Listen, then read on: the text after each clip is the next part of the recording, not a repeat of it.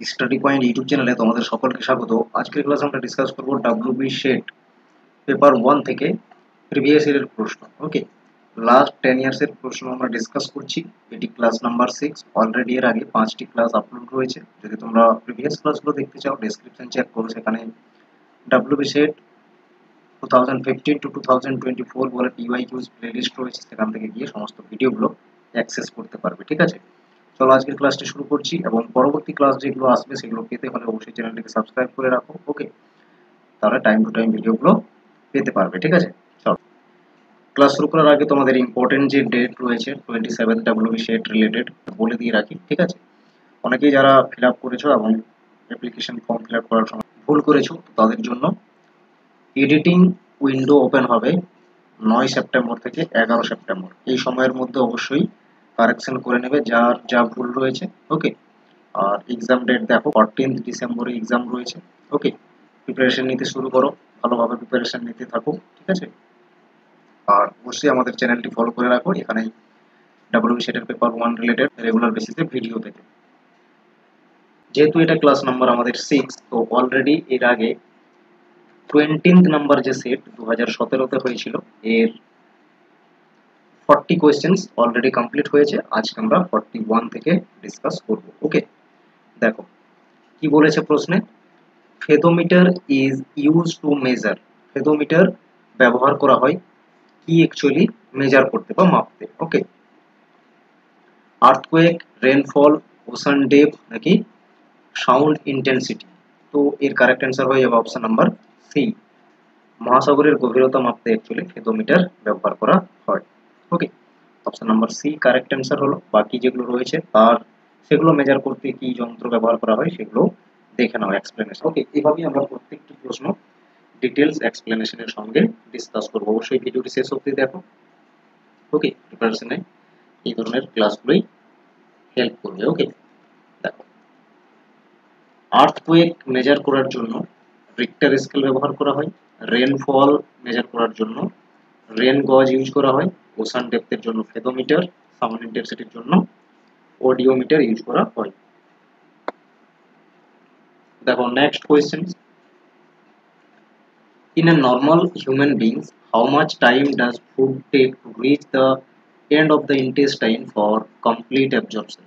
পুরো যে খাদ্য সেটা পুরোপুরি কমপ্লিটলি শোষণ হতে, ঠিক আছে, অন্ত্রের মধ্যে একজন প্রাপ্তবয়স্ক মানুষের কত সময় লাগে। এর কারেক্ট অ্যান্সার হয়ে যাবে 12 hours. Okay, option number B is the correct answer.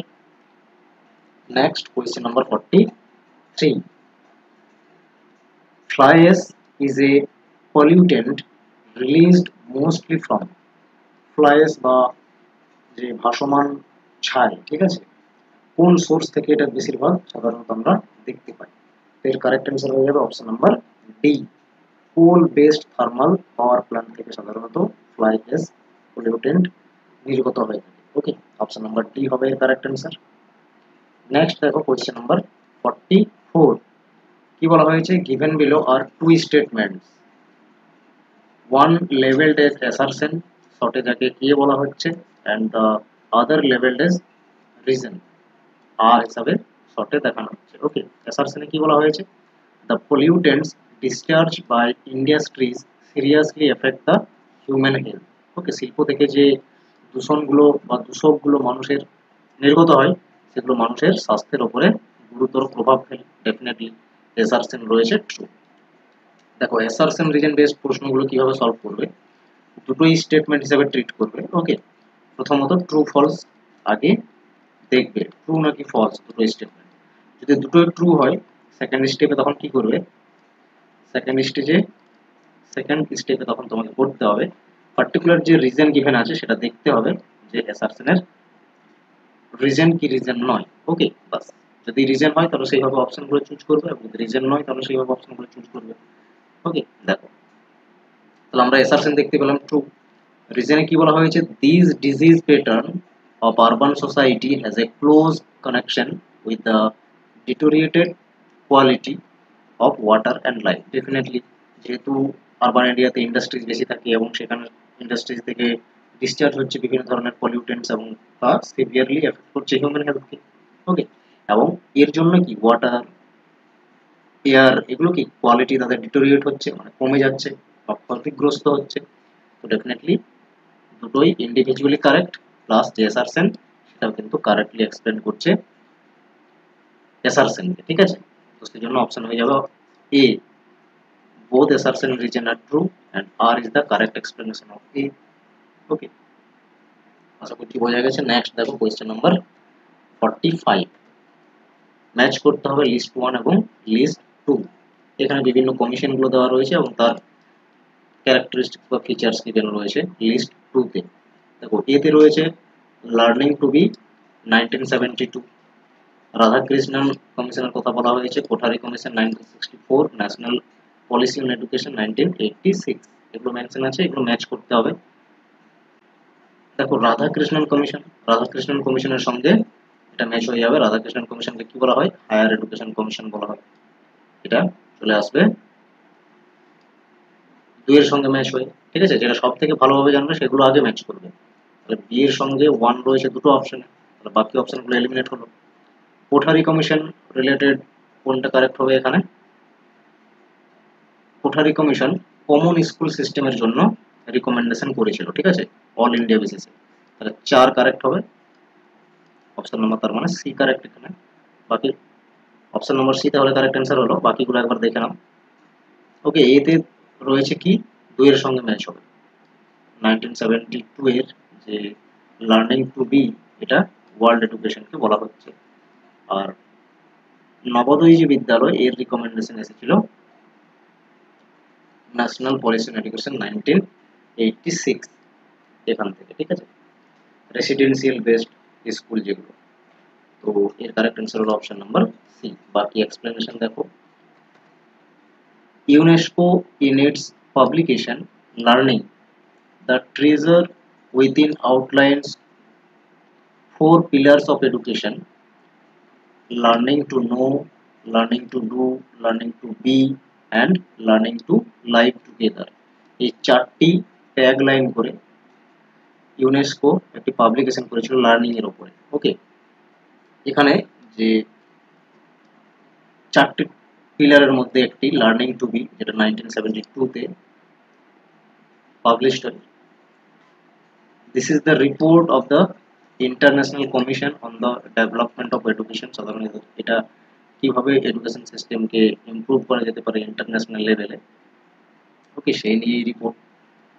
Set up at the beginning of 1971 and chaired by Edgar Ford, the report aims to assist governments in formulating national strategies for the development of education in changing universe। যেভাবে universe বা whole world বিভিন্ন ধরনের বিষয়বস্তুর সঙ্গে advance হচ্ছে, সেইভাবে education সিস্টেমকে কিভাবে অ্যাডভান্স করা যেতে পারে বা কি কি স্ট্র্যাটেজিস হতে পারে সেইগুলো ফর্মুলেট করতে অ্যাসিস্ট করছে ন্যাশনাল লেভেলের গভর্নমেন্টকে এই রিপোর্ট। ওকে, সেই নিয়ে এই রিপোর্টে বলা আছে। নেক্সট রাধাকৃষ্ণন কমিশন রিলেটেড দেখো 1948 এ আসে এবং এর মেন ছিল কি হায়ার এডুকেশন রিলেটেড বিষয়গুলোকে প্রাধান্য দেওয়া। Radhakrishnan commission was named chairman of the university education commission. এটাকে আবার যে ইউনিভার্সিটি এডুকেশন কমিশন রয়েছে তার যে চেয়ারম্যান তিনি ছিলেন অ্যাকচুয়ালি রাধাকৃষ্ণন, এবং তার নাম অ্যাকর্ডিংলি কি হয় রাধাকৃষ্ণন কমিশন। যে রিপোর্ট পাবলিশ করেছিল সেই রিপোর্টটির নাম হয়। ওকে, the commission's 1949 reports assessed the state of university education and made recommendations for its improvement in newly independent India। 1947 A independent হওয়ার পরে এটা প্রথম রিপোর্ট ছিল যেখানে এডুকেশন সিস্টেম কিভাবে ইমপ্রুভ করা যেতে পারে। ওকে, এই নিয়ে সাধারণত রিপোর্টটি রয়েছে। নেক্সট দেখো the education commission 1964, actually Kothari commission নামে পরিচিত, কারণ কোঠারি ডিএস কোঠারি তিনি অ্যাকচুয়ালি চেয়ারম্যান ছিল এবং তার নাম অ্যাকর্ডিংলি কি হয় কোঠারি কমিশন বলা হয়। এডুকেশন কমিশন 1964 কে, ওকে, রিকমেন্ড করেছিল কি না concept of common school system. Common school system বা পাবলিক এডুকেশন সিস্টেম যেটা রয়েছে এটা all parts of our country কি না সেম কোয়ালিটি বা ইকুইটেবিলিটি এর বিষয়গুলোকে যাতে অ্যাক্সেস করতে পারে সবাই, এই নিয়ে এর রিপোর্ট ছিল এবং বিভিন্ন ধরনের ইনিশিয়েটিভ ছিল এখানে। এবং ন্যাশনাল এডুকেশন পলিসি যেটা ছিল 1986 এ, এটা সাধারণত রেসিডেন্সিয়াল স্কুল রিলেটেড, যে এখানে আমাদের প্রশ্নের রিলেভেন্ট রয়েছে, তো যেমন নবোদয় হলো বিদ্যালয়, ঠিক আছে, এই ধরনের রেসিডেন্সিয়াল স্কুলের সেট আপ করার কথা মেনশন রয়েছে এখানে। নেক্সট দেখো question number 46, which of the following is not correct in respect of functions of UGC of the UGC? UGC এর অ্যাকচুয়ালি কার্যের মধ্যে পড়ছে না, এবং কোনটি রয়েছে চারটে অপশনের মধ্যে বলতে হবে, ঠিক আছে। এতে বলেছে coordinating university education in the country, তো ডেফিনেটলি এটা তো ফাংশনের মধ্যে আসে। ওকে, যে দেশের বিভিন্ন যে বিশ্ববিদ্যালয়গুলো রয়েছে তার সমন্বয় সাধন করে থাকে, এটা চলে আসবে। বিতে বলা হয়েছে রেগুলেটিং মিনিমাম স্ট্যান্ডার্ডস এট হায়ার এডুকেশন লেভেল, তো হায়ার এডুকেশন লেভেলের যে স্ট্যান্ডার্ডস এটাও সেট করে থাকে বা রেগুলেট করে থাকে, এটাও হয়ে যাবে। Not acting as advisory body between central and state governments for development of higher education, ঠিক আছে, এটা এই ধরনেরই কাজ করে থাকে, ঠিক আছে, অ্যাডভাইসারি বডি হিসাবেই কাজ করে বোথ সেন্ট্রাল অ্যান্ড স্টেট গভর্নমেন্টের যে ইউনিভার্সিটি বা হায়ার এডুকেশন যে ইনস্টিটিউশনগুলো রয়েছে বা গভর্নমেন্টকে অ্যাডভাইজারি হিসাবেই কাজ করে থাকে, ঠিক আছে। এখানে যেহেতু নট বলেছে সেই জন্য এটাই অ্যাকচুয়ালি ফাংশন নয়, বাকি সবগুলোই এখানে ফাংশন, বা গ্র্যান্ড ডিস্ট্রিবিউশন করছে ইউনিভার্সিটি কলেজকে, সবগুলোই হচ্ছে, বা এটা হবে তাহলে কারেক্ট অ্যান্সার, এটাই ফাংশন নয়। Okay, option number C correct answer. বাকি এখানে দেখো ফাংশনস গুলো মেনশন রয়েছে। ইউজিসি 1956 এ এজ এ স্ট্যাটিউটরি বডি হিসাবে এস্টাবলিশড হয়, okay, under the act of parliament for coordination, determination and maintenance of standards of university education in India. Okay, university level এর যে education বা higher education এর maintenance, determination and coordination হিসাবে কাজ করছে 1956 এ established হয়। functions কি রয়েছে? promoting, coordinating university education, determining and maintaining standards of teaching, examination, research, etc. Okay, framing regulations on minimum standards on education, monitoring developments related কাজ করে, funding provide করছে, okay, and various vital link করে থাকছে between union and state governments এর মধ্যে, মানে advisory body হিসাবেই কাজ করছে actually, advising the central and state governments on the measures necessary for the improvements of university education এর রিলেটেড বিভিন্ন অ্যাডভাইজিং দিয়ে থাকে যে কিভাবে কোয়ালিটি মেনটেন করা যাবে এবং ইমপ্রুভ করা যাবে হায়ার এডুকেশন, এগুলো সবগুলোই ফাংশন। দেখো নেক্সট কোয়েশ্চেন নাম্বার 47, কি বলা হয়েছে? Which one of the following is not correct concerning the objective of RUSA? রুষার অবজেক্টিভ নয়, এখানে যে চারটে অপশন রয়েছে তার মধ্যে কোনটি বলতে হবে। এতে বলা হয়েছে to ensure reforms in the affiliation and examination matters, এটা কার্যের মধ্যেই পড়ে, বিভিন্ন ধরনের যে পরীক্ষা বিষয়গুলো, ঠিক আছে, সেগুলো রিফর্মস রিলেটেড, এগুলো চলে আসবে অবজেক্টিভের মধ্যেই থাকে। নেক্সট দেখো বি তে কি বলা হয়েছে? To create new universities, Rusha কিন্তু কোনো নিউ ইউনিভার্সিটি তৈরি করে না, ঠিক আছে, রুষার এটা অবজেক্টিভ নয়, রুষা জাস্ট ফান্ডিং প্রোভাইড করে, ওকে, এবং আপগ্রেডও করছে না, এটা হবে না তাহলে correct. To recommend closure of higher education institutions for not in conformity with prescribed norms and standard, নির্ধারিত নিয়ম এবং মানদণ্ডের সাথে সামঞ্জস্যপূর্ণ না হলে উচ্চশিক্ষার প্রতিষ্ঠান বন্ধ করার সুপারিশ করা, ডেফিনেটলি এটা অবজেক্টিভের মধ্যে থাকে, ওকে, কারণ সে ফান্ডিং প্রোভাইড করছে, তার মানে কি সেগুলোকে কি করবে না, তার মানদণ্ড নির্ধারিত করবে। To adopt accreditations as mandatory quality assurance framework, বাধ্যতামূলক মান নিশ্চিতকরণ কাঠামো হিসাবে স্বীকৃতি গ্রহণ করা, ডেফিনেটলি প্রত্যেকটি ইনস্টিটিউশনের কি করে থাকে না, ফান্ডিং প্রোভাইড এবং তার ফার্নিচার বা তার যে ইকুইপমেন্টস প্রয়োজন হয় সেগুলো প্রোভাইড করছে এবং অ্যাক্রিডিটেশনের জন্য হেল্প করছে একটা ইনস্টিটিউশন, তার কোয়ালিটি অ্যাসুরেন্স হয়ে থাকে, ওকে। তো এগুলো সব অবজেক্টিভের মধ্যে আসছে। অপশন বি তে যা রয়েছে নিউ ইউনিভার্সিটি ক্রিয়েট করা, এটা হবে না, ওকে, বি তাহলে এখানে কারেক্ট অ্যান্সার। বাকি এখানে কি কি অবজেক্টিভ রয়েছে রুসার বা ফাংশনস, এগুলো মেনশন রয়েছে, তোমরা এটা পড়ে নেবে, ঠিক আছে। নেক্সট দেখো কোশ্চেন নাম্বার 48 কি লিস্ট 1 এবং লিস্ট 2 ম্যাচ করতে হবে। লিস্ট 1 এ রয়েছে অর্গানাইজেশনস এবং লিস্ট 2 তে রয়েছে তাদের লোকেশনগুলো। Okay, institute of minerals and materials technology, তো এই ইনস্টিটিউশন কোথায় রয়েছে? এটি রয়েছে ভুবনেশ্বরে। কি করে বলতে পারছি না, মিনারেলস বা এই ধরনের যে কনসেন্ট্রেট কোথায় রয়েছে, এখানে যে সিটিগুলো মেনশন আছে তার মধ্যে দেখছি উড়িষ্যাতে এই ধরনের মিনারেলস এগুলো বেশি পাওয়া যায়, তাহলে ভুবনেশ্বরকে বলতে পারবে। Inter university centre for astronomy and astrophysics, খুবই ইম্পর্টেন্ট ইনস্টিটিউশন, এগুলো সবাই মনে রাখার চেষ্টা করবে। এই ইনস্টিটিউশনগুলো কোথায় রয়েছে, আগামী দিনেও কিন্তু নেট সেট প্রত্যেক এক্সামেই আসতে পারে। বি ম্যাচ করে যাবে 3 এর সঙ্গে, পুনেতে রয়েছে। Okay, documentation research and training centre, এটি কোথায় রয়েছে? এটি রয়েছে বেঙ্গালুরুতে। ইন্টার ইউনিভার্সিটি অ্যাক্সেলারেটর সেন্টার, এটা নিউ দিল্লিতে রয়েছে। ওকে, অপশন নাম্বার তার মানে ডি হয়ে যাবে কারেক্ট। ওকে, নিউ দিল্লিতে রয়েছে এটা। ওকে, এ আছে ভুবনেশ্বর, তাহলে প্রপারলি ডি ম্যাচ করছে। বাকি এখানে মেনশনও রয়েছে।